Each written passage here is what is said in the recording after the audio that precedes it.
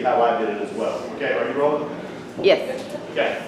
Problems 28, 29, 30, page 424. It's exciting, isn't it? Okay, when you look at that setup, you know, it just has so many numbers in it. Do you mind reading your own camera? Don't forget your own camera there, Lindsay, so read. What? Read for me, sorry. Read problem number 28 so I will know the numbers to work with. Okay, a house is being bought for a purchase price of $180,000 with an 85% loan-to-value ratio. Stop for just a second there. $180,000 house, 85% loan to value. Did you feel pretty good about that step? Remember this chapter, a lot of it's going to be based on the loan amount, okay? So I found the loan amount. You know what? Sometimes just knowing your first step actually is extraordinarily helpful. So boom, we found the loan amount. Keep going, Lindsay. The term of the loan is 30 years at 7% rate of interest.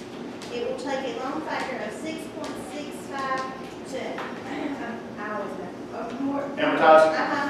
The loan, the annual property taxes are estimated to be $996. The annual premium for the homeowner's policy is estimated at $480.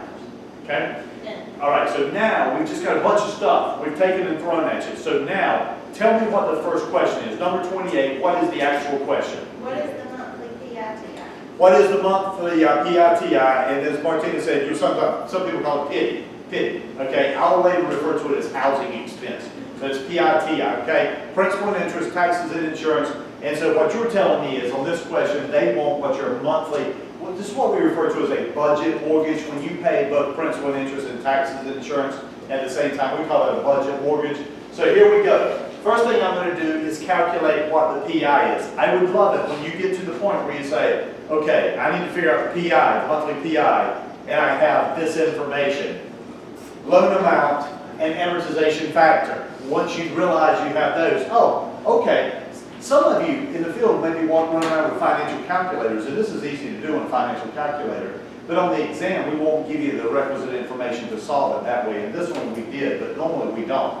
So I'm going to give you an amortization factor. 153,000 divided by 1,000. 153 times 6.65. Does everybody come up with 1,017.45? Now I want you to look at the answers. I want you to look at what kind of jerks we are. Was that one of the answers? Do you see how you might tell yourself, yay, I did it right and picked that one? But the question was, what's the monthly PITI? So then you had to 996 taxes or insurance, I can't remember which way they went.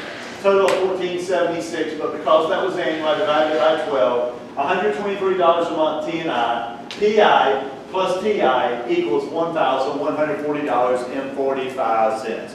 How'd you do on that? Okay, good. Recognizing where things go.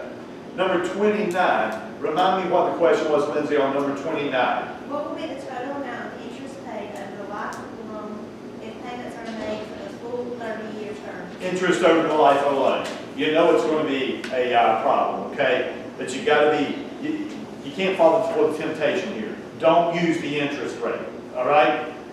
Monthly PI payment times term, 360. But again, notice the jerky thing that we did to you. Problem number 25, didn't you have to subtract out the TI? If you accidentally took that number right there, you're going to be way off, okay?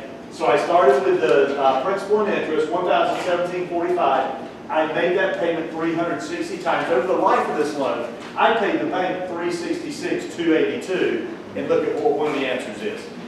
Okay, that's one of the answers. It's not the right one, but it's one of the answers because of that $366,282, only 153 of it went to principal. Therefore, the interest over the life of that loan was $213,282.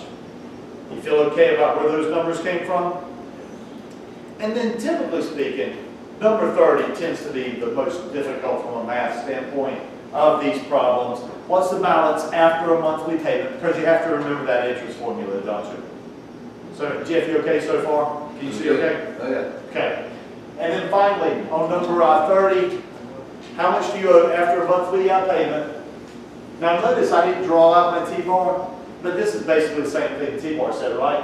Principal times interest divided by 12 will give me my monthly interest. The first month, $892.50 went to interest. Well, if I paid $1,017.45, of which $892.50 went to interest, Where did the 124.95 go? The principal, the reduction, it went to principal reduction. So if I start at 153, pay down 124.95, the answer to that question is you now owe 152,875.05. Ali got so excited, he solved it to like 10 levels down. Right? You just kept on going. It's fun once you get started.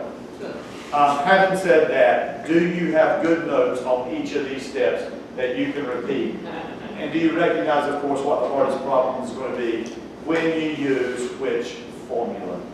After you see them, it'll take a little bit of the mystery out because you'll start noticing certain nuggets of information that we give you. That is as hard as it can be because you've had way too much information to work with. How's you doing? That's all right. Uh-oh. I mean, I understand it broken down, I just did it in the wrong order. Yeah, that's always going to be the thing. When do I need this information? And as much as possible, just draw yourself little line notes. To get this right here, that's using the amortization chart. This one right here, I really want you to focus on the interest over life of the loan, because I think that one, I expect you to get it right every time after you see the pattern on this. This takes a little bit of practice right here, once you get those steps. At least you can cut off the tape if you want to.